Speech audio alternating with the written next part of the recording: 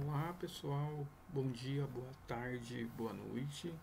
Então, eu vou gravar para vocês aqui. Tinha feito 40 minutos de aula ali no outro vídeo, porém não teve áudio nenhum. Vou gravar de novo para não deixar ninguém na mão, tá? Então vamos lá, pessoal. Eu vou colocar aqui os conteúdos que eu vou cobrar na prova de vocês, tá? Então, nós primeiro vamos discutir aqui os conceitos de democracia, né? Aqui a gente ignora porque a gente vai bem no ponto central. Vou tentar ser o mais breve e sucinto com relação a isso, tá bom? Vamos estudar o conceito de democracia e as manifestações desde a antiguidade. Desde a antiguidade é a democracia ateniense, tá? A democracia, na forma como foi evidenciada desde a antiguidade até os dias atuais, traz em si um conjunto de contradições. E nós vamos entender um pouquinho dessas contradições que redundaram, né, que redundou numa maior ou menor incorporação da população ao jogo democrático. Pessoal, o único momento em que pobres e ricos, isso é uma característica crítica da democracia, em que pobres e ricos são iguais é na frente de uma urna. Né? É o único momento em que esse dedo aqui, né, ou outro, de quem tem, né, vai apertar para fazer a escolha do pobre e a escolha do rico, né? A questão é que o pobre às vezes não tem muitas opções, né? Ao contrário do rico que às vezes até financia campanhas. Então vamos lá, figura ali de uma reunião na cidade-estado grega, né, que em sua forma histórica a democracia dos antigos expressa na experiência ateniense era uma democracia direta que se realizava no espaço restrito à cidade-estado. Então vamos lá. Características da democracia ateniense, gente, funcionava por meio de assembleias. Nas assembleias os cidadãos tinham todo o poder de tomar as decisões políticas, né? E o governo era exercido pelo povo. Vamos abrir um parêntese aqui. Quando vocês, vamos entender o que é uma democracia direta. Quando vocês foram escolher as camisetas da turma de vocês, né, do ano em que vocês vão fazer a formatura, eu espero que vocês tenham formatura, né? Vocês tiveram que escolher dentre vários modelos até chegar num modelo ou em dois, três modelos que fosse de preferência da turma de vocês. Obviamente que a turma não pode ficar com os três modelos, senão o custo da confecção das camisetas seria altamente gigantesco. Né? Então vocês colocam os três modelos lá e começam a votar. Pessoal, quem quer o modelo número 1? Pessoal, quem quer o modelo número 2? E vocês vão colocando lá. Isso é democracia direta, gente. É a democracia da maioria, o que nem sempre representa a vontade de todos, né? Porque quando a gente fala maioria e todos tem uma diferença, né? Geralmente numa democracia não existe unanimidade, isso não é nada ruim, né? Eu acho que toda a unanimidade ela é ignorante, ela é burra e tem que existir essa oposição para que seja construído novas ideias, tá? Então todos os cidadãos ali está dizendo, né? O governo era exercido pelo povo. Mas quem era esse povo na democracia ateniense? Todos eram povo? Escravos eram povo? Né? Então vamos avançar aqui para a gente entender. No entanto, a democracia ateniense era altamente excludente. Maiores de 18 anos, né, que podiam fazer as escolhas, apenas homens, filhos de pais e mães atenienses, ou seja, tinha que ser cidadão nato. Os cidadãos poderiam usufruir de direitos civis e políticos, participando diretamente do governo e de suas instituições políticas, né, que são as assembleias deliberativas e magistraturas. A democracia direta não se dirigia a todos. Lembra lá? Vamos voltar lá. Nas assembleias, os cidadãos tinham o poder de tomar todas as decisões, mas nem todos poderiam participar, porque nem todos eram considerados povo. A democracia direta não se dirige a todos, excluindo-se as mulheres, os estrangeiros, que eram os metecos e os escravos. Vamos lá? O corpo político da democracia ateniense, né, era formado por membros considerados absolutamente iguais, porque todos eram livres. A liberdade era o critério que determinava a igualdade. A liberdade era, segundo Aristóteles, o princípio da prática democrática. Vamos lá. Vamos avançar aqui.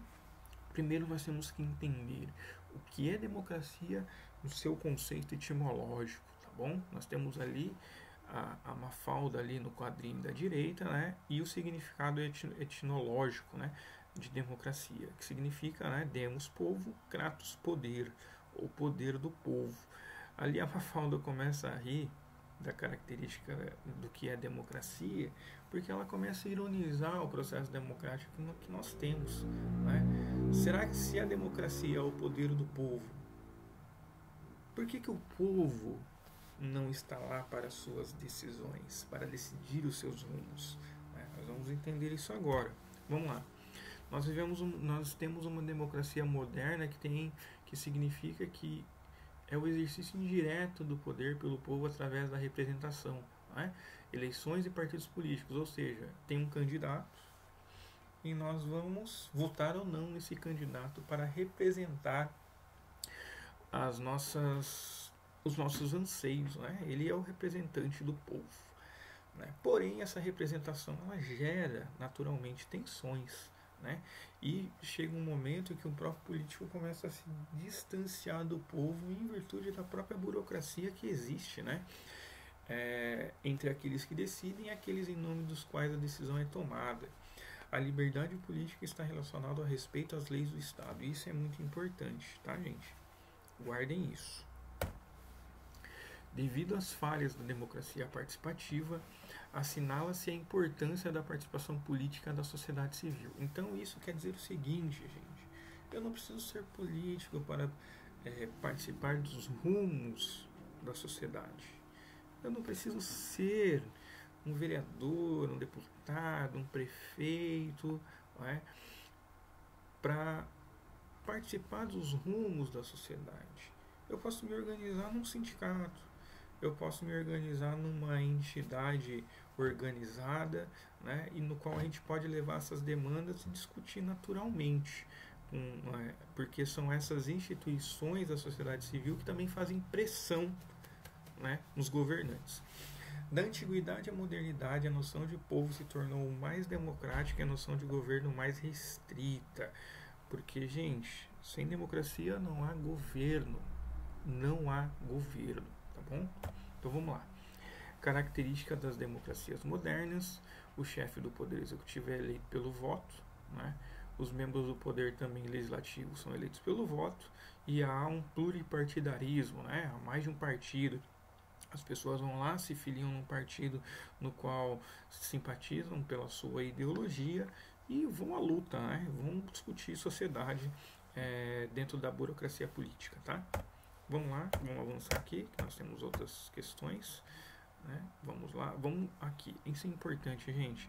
O Montesquieu cai muito no vestibular, tá? Então vamos verificar se é certo aqui. É verdade que nas democracias o povo parece fazer o que quer, mas a liberdade política ela não consiste nisso. Deve-se ter sempre presente em mente o que é independência e o que é liberdade. A liberdade é o direito de fazer tudo o que as leis permitem. Se um cidadão pudesse fazer tudo o que elas proíbem, não teriam mais liberdade porque os outros também teriam tal poder. Nós discutimos isso numa aula presencial nossa antes da pandemia e eu perguntava para vocês o que era liberdade e cada um de vocês foi falando sobre as suas premissas do que era liberdade, né? Mas será que efetivamente nós somos livres para fazer o que a gente quiser? Né? Se nós temos responsabilidades, né? Nós somos livres para executarmos determinada ação, mas nós também devemos ser responsáveis por essas mesmas ações, né? Então vamos lá, vamos avançar aqui. Aqui nós terminamos a característica da democracia ateniense e nós vamos avançar aqui a característica. Opa, vamos lá.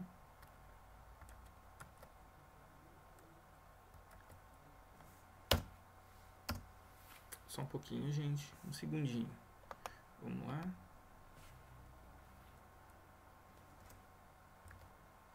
Opa, vamos lá. Conceito de autoritarismo e totalitarismo. Porque, professor, por que a gente não discute autoritarismo e totalitarismo e depois a gente discute democracia? Pessoal, a gente precisa discutir aquilo que é bom para vocês entenderem o quanto é insalubre para a sociedade políticos totalitários e autoritários. Mesmo que nós tenhamos uma democracia hoje que parece uma bagunça, mas não é, porque isso é exercício da democracia, né? Toda unanimidade não é saudável, né? Toda unanimidade ela também é ignorante e burra. Nós vivemos numa condição democrática ainda muito favorável, em detrimento do que nós observamos por aí afora, que dizem que são democracias, mas estão muito mais próximos de autoritarismos e totalitarismos, tá bom? Vamos lá? Vamos primeiro falar sobre o autoritarismo. Ele é e pode ser identificado como uma hipertrofia. O que é hipertrofia? Um aumento de poder. No caso aqui, aumento de poder executivo, né? Do poder executivo em detrimento ali do poder da Casa de Leis, né, do Poder Legislativo e do Poder Judiciário. Tá? O chefe autoritário que concentra o Poder Executivo exerce-o de maneira ilegítima, né? Então ele fere os demais poderes. Né? No Brasil nós temos 3 poderes autônomos e livres, né? Executivo, Legislativo e Judiciário. Né? Cada um desses poderes faz o contrapeso, né, desses poderes. Não pode o chefe do Poder Executivo, o presidente da República, fazer o que quer, porque tem o contrapeso da Câmara Federal, do Senado Federal. Tem também o contrapeso da Justiça, Superior Tribunal Federal. Então, o chefe do Poder Executivo ele tem que respeitar as leis. Não é porque ele é presidente da República que pode fazer o que bem entende, tá bom? Segundo Hannah Arendt, o autoritarismo tenta induzir o povo à apatia, à obediência passiva e à despolitização. Pessoal, parece que é aquilo que nós temos no nosso país hoje. Né? Nós temos aí uma apatia. E o que é essa apatia?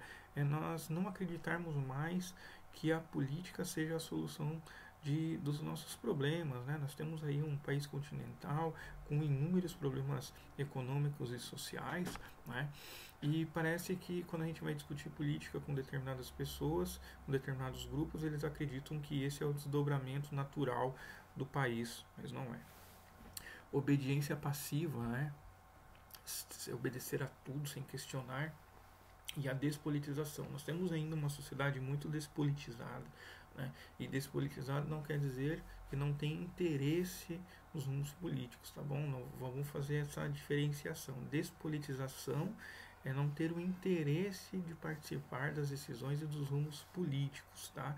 Talvez a própria posição política dessa pessoa é não ser política, né? Que também não deixa de ser uma característica política.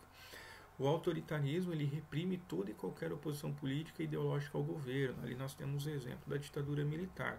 Né? Não vou adentrar os detalhes, eu acho que vocês já estão saturados de discutir isso em outras disciplinas, né? Mas foi um período que ainda é uma ferida aberta no nosso Brasil, no nosso país, e a gente não discute muito isso porque parece ser um pecado.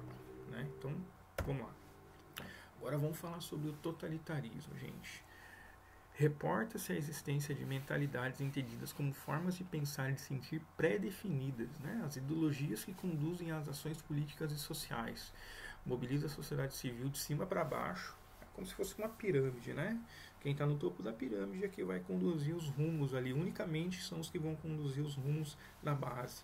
Né? Impondo ao povo uma obediência ativa e militante ao estabelecido pela ideologia oficial do Estado. Né? A Alemanha nazista é um exemplo clássico disso. Né? Olha só, como Hitler conseguiu conduzir uma nação, conseguiu entrar nas mentes e corações de um povo para que pudesse oprimir, reprimir e matar outros povos. Né? Olha o que foi os campos de concentração, né?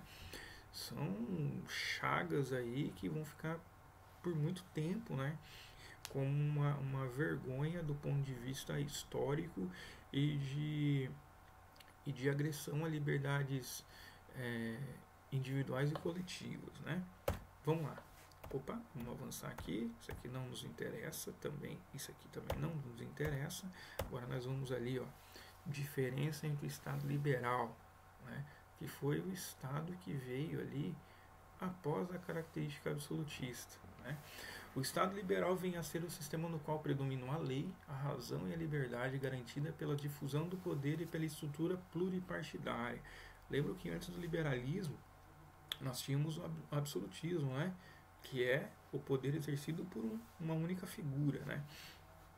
E o Estado totalitário, o sistema no qual prevalece a violência extremada, é um terrorismo de Estado mesmo. Né?